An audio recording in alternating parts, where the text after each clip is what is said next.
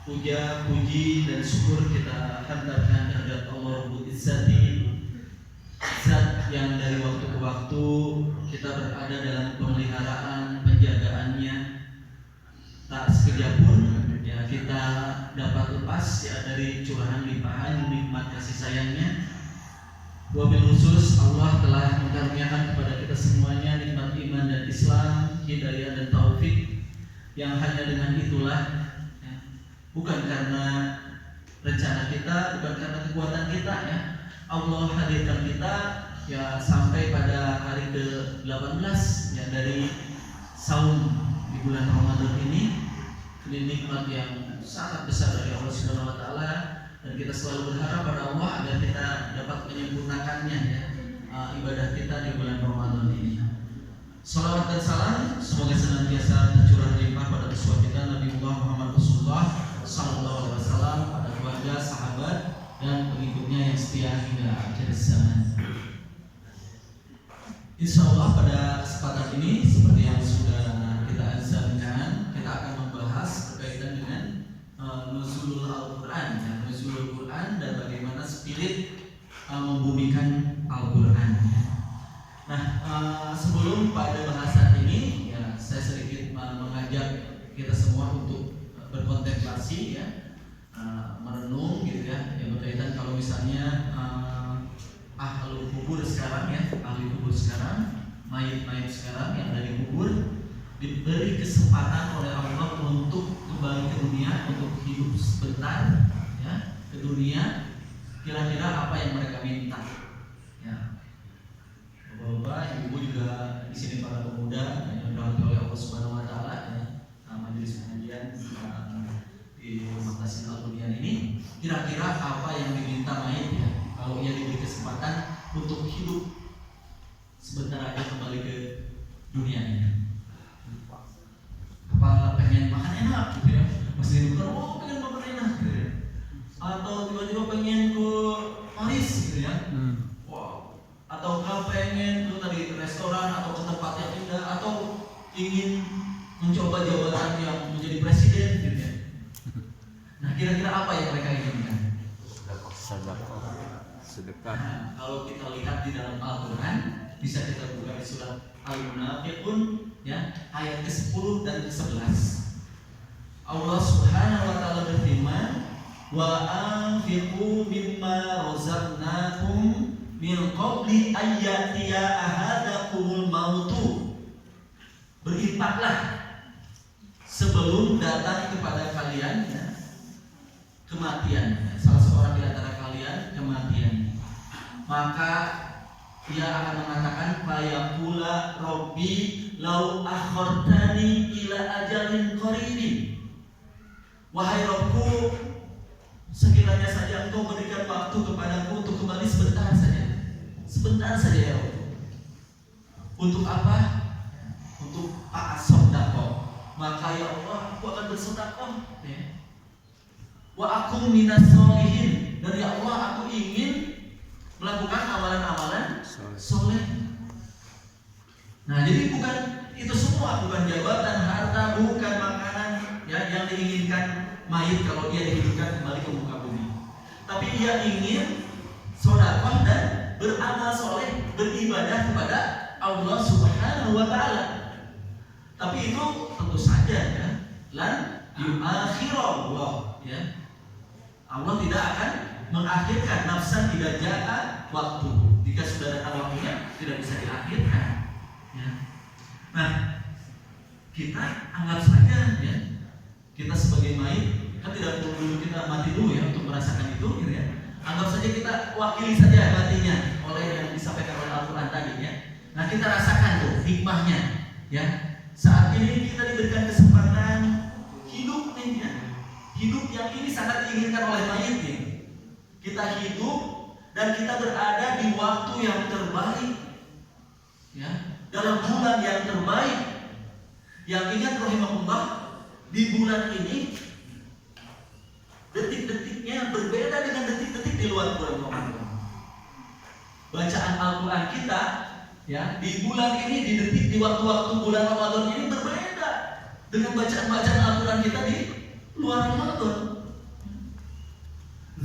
kita pada Allah di bulan ini, di hari-harinya, di waktu-waktunya berbeda dengan zikir-zikir kita di luar bulan Ramadan.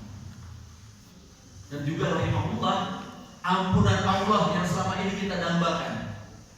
Kita ini penuh dosa, kita ini penuh kelalaian, kita ini kurang bersyukur, kita ini kurang ibadah. Kita sangat membutuhkan ampunan Allah Subhanahu wa taala, rahmat dari Allah.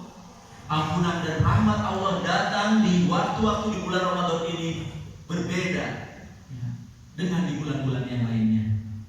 Nah, oleh karena itu rahimahullah, ya mudah-mudahan kita bisa tidak menyia-nyiakan ya. Mudah-mudahan kita tidak menyia-nyiakan kesempatan yang luar biasa, waktu-waktu yang luar biasa yang Allah berikan sebagai rahmatnya kepada kita semua ya. Jadi kita belum tentu kan ya kita sampai kepada bulan Ramadan berikutnya ya, 11 bulan lagi bulan Ramadan berikutnya kita bisa nggak menjamin kita sampai kepada bulan Ramadan 1445 Hijriah? Siapa yang bisa menjamin? Jangankan gitu ya, ada yang bisa menjamin nggak kita sampai kepada Idul Fitri 1444 Hijriah? Jangan begitu ya. Kita buka sahur di hari ini aja bisa nggak kita menjamin? Kita tidak bisa menjaminnya. Nah, oleh karena itu rahimahullah, manfaatkanlah kita waktu-waktu yang terbaik ini. Jangan sia-siakan ya apa yang sudah Allah berikan kepada kita berupa kesempatan untuk beribadah ya. Kita optimalkan ya segala bentuk ibadah kita kepada Allah Subhanahu wa taala ya. 17 hari telah berlalu, kita masih punya kesempatan ya, mari kita tingkatkan ya, lebih tingkatkan. Jadi hati-hati ya. Jangan sampai kebanyakan sekarang di Ramadan ini makin kesini makin kendor ya. Masjid itu ya, di awal penuh, makin kesini malah di 10 terakhir ini makin sepi. Nah, ya, pada pindah gitu ya. Nah, pada pindah. Jadi ramai di pasar-pasar ya, ramai di juga tempat hiburan gitu ya, ramai di mall-mall gitu ya. Nah, kita justru sekali lagi ya persiapkan diri kita sebaik mungkin ya ibadah kita di 10 terakhir bulan Ramadan ini ya. Sekali lagi khususkan urusan apapun mungkin nanti yang kita punya ya, karena Rasulullah SAW dalam hadis ya, jika masuk 10 hari terakhir ya awakhir ya minat Ramadan, di bulan Ramadan, syadda bizar. Rasulullah SAW itu mengencangkan sarungnya ya. Dan bahkan Rasulullah SAW itu menghidupkan ahya'ul laila, menghidupkan malam-malamnya. Ayat qadha ahlahu. Jadi membangunkan keluarganya ya. Nah, membangunkan, dan ingat ya, membangunkan ini rahimahullah, Allah merahmati seorang suaminya. Nah, suami yang apa kalau dia membangunkan istrinya? Dia sholat malam lalu membangunkan istrinya. Allah merahmatinya. Kalau susah, ya, kadang-kadang ini siapa yang susah bangun? Suami atau istri? Suami yang membangunkan atau istri yang membangunkan? Atau dua-duanya susah? Nah, jadi Allah merahmati kalau susah dibangunkan sampai kepada Allah, maka Allah merahmati seorang suami yang memerciki, ya. Nah, tapi jangan langsung main percik aja gitu ya. Belum dibangunin langsung dipercikinya pakai satu gayung lagi. Itu modus ya. Nah, jadi lakukan gitu, bangunkan, kalau sulit baru perciki gitu ya.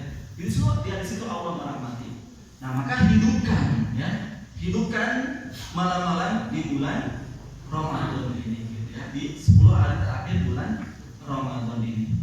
Nah, rahimahullah, maka tadi sudah urusan ya, siapkan ya dari sekarang juga ya, apa yang berkaitan dengan hal-hal yang tidak berhubungan dengan ibadah kita, dengan kedekatan kita pada Allah ya, kita upayakan agar di 10 terakhir ini kita bisa fokus ya, karena sekali lagi ini kesempatan yang luar biasa. Nah, salah satu yang perlu kita renungkan kembali ya, dengan bulan 10 hari terakhir bulan Ramadan, terutama kita ada pada sekarang hari ke-18 ya. Nah, ini kita sering memperingatinya dengan peringatan apa? Nuzulul Quran ya. Nah, kita memperingati Al-Quran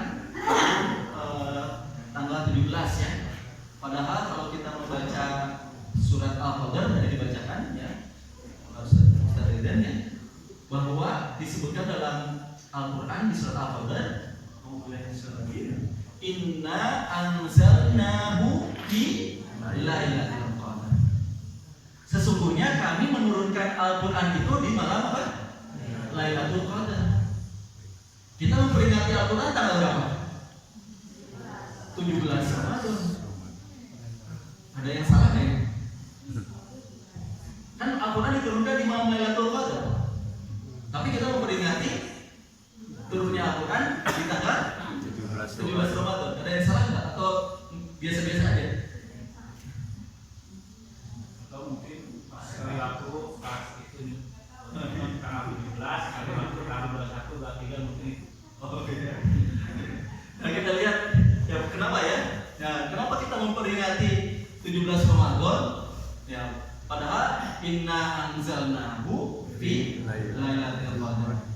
Ya kita lihat ya, berarti ada yang mengatakan menyimpulkan Lailatul Qadar itu tanggal 17 Ramadan gitu ya.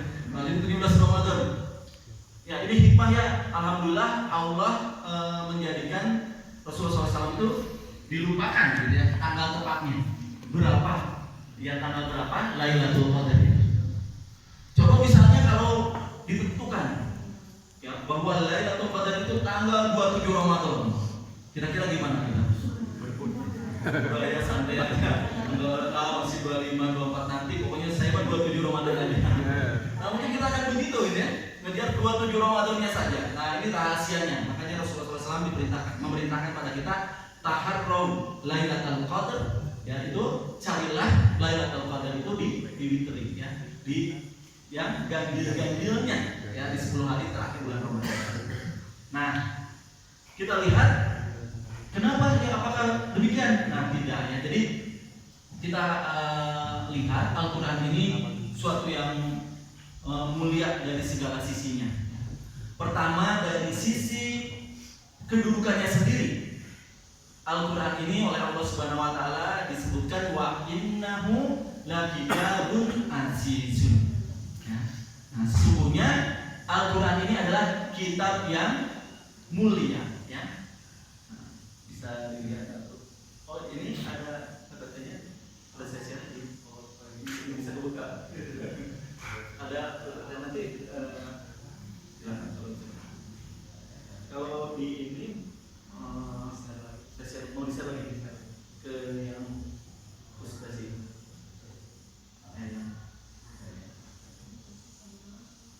Maaf ya, sebentar supaya bisa langsung juga melihat.